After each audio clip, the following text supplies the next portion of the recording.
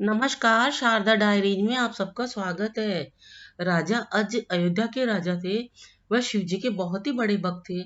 एक बार की बात है, जब राजा अज जंगल में भ्रमण के लिए निकले। चलते चलते उन्हें रास्ते में एक बहुत ही सुंदर सरोवर दिखाई दिया। उस सरोवर में एक कमल का फूल था जो अति सुंदर लग रहा था। उस कमल पुष्प को प्राप्त करने की राजा के मन में इच्छा हुई और वह उसे लेने के लिए सरोवर में कूद गए। लेकिन यह क्या, राजा अज जितना उस कमल के पास जाते, वह कमल उतना ही उनसे दूर हो जाता।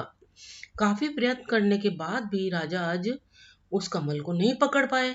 और उसी समय आकाश से फिर आकाशवाणी हुई कि हे राजन, आप निसंतान हैं और आप इस कमल पुष्प के योग्य नहीं हैं।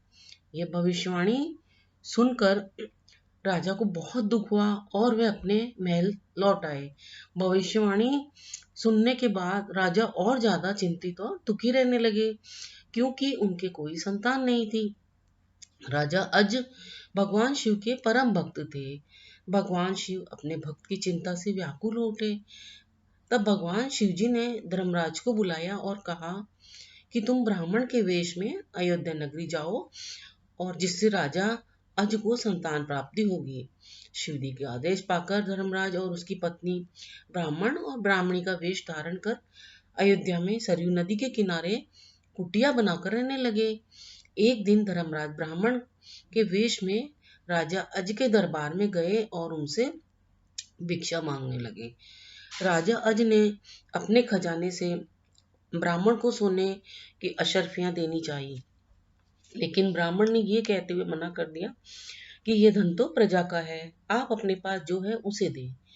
तब राजा अपने गले का हार निकालकर ब्राह्मण को देने लगा, लेकिन ब्राह्मण ने उसे भी लेने से मना कर दिया और बोला यह भी प्रजा का है, इस पर भी प्रजा का हक है। इस बात से राजा अज को बहुत दुख हुआ कि आज एक ब्राह्मण उनके द्वार से खाली आ जा रहा है। उसके बाद राजा ने शाम को मजदूर का वेश बनाया और नगर में किसी काम की तलाश में निकल पड़े। चलते चलते राजा एक लोहार के यहाँ पहुंच गए और वहां अपना परिचय बिना बताए ही काम मांगा। लोहार ने राजा से ये काम करवाने के लिए राजी हुआ। राजा पूरी रात हथौड़े से लोहे का काम करते रहे, जिसके बदले में राजा को सुबह एक टका मिला।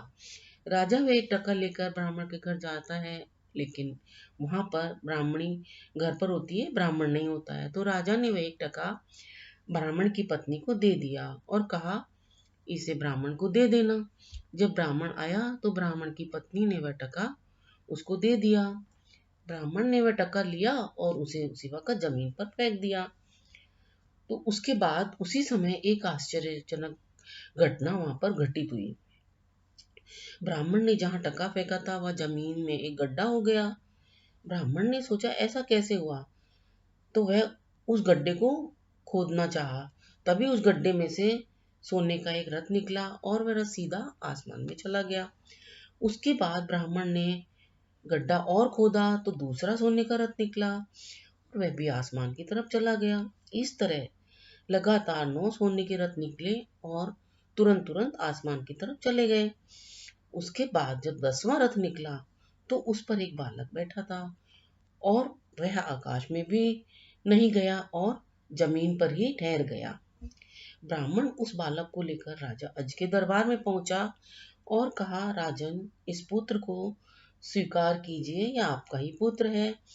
यह आपके एक टका से उत्पन्न हुआ है और इसके साथ में ये 9 रथ निकले थे जो सब आसमान में चले गए, जबकि यह बालक 10वें रथ पर निकला है और यह जमीन पर ही रहा, इसलिए रथ तथा यह बालक आपका पुत्र है। इस प्रकार 10वें रथ पर होने से बालक का नाम राजा ने दशरथ रखा। इस तरह दशरथ जी का जन्म हुआ और भगवान शिव जी ने अपने भक्त राजा अज की मनोकामना भी राजा दशरथ को पुत्र के रूप में देकर पूरी करी और इस तरह से दशरथ जी का जन्म हुआ। अगर आपको ये जानकारी अच्छी लगी हो तो कृपया वीडियो को लाइक, शेयर, सब्सक्राइब और कमेंट अवश्य करें। वीडियो देखने के लिए बहुत बहुत धन्यवाद।